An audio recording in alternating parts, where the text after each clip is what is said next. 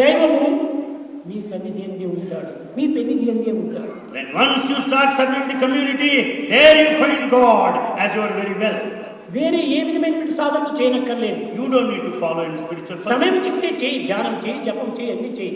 If you find time, meditate. కానీ ఈ modern age లోపల ధ్యానము జపం అనేటువంటిది కుదరటమే చాలా కష్టం. But in modern age, it's too difficult to meditate and do japa. కూర్చుంటాడు మెడిటేషన్ మంచి ఫోటో కోసం కూర్చున్నట్టుగా.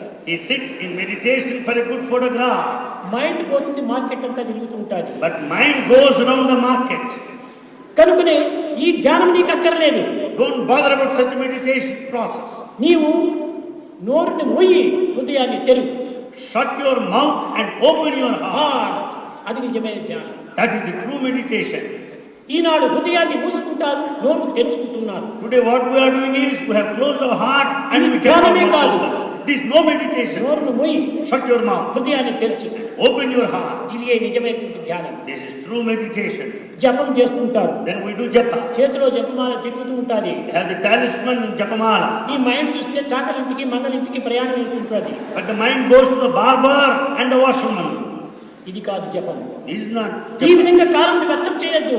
Don't waste time like ఈ this. జపం చేయడానికి, ధ్యానం చేయడానికి నీకు సమయం చిక్కిపోతే ఆ సమయంలో నువ్వు సేవకు ప్రయోజనం చేయి. If you don't find time to meditate, come on, serve others.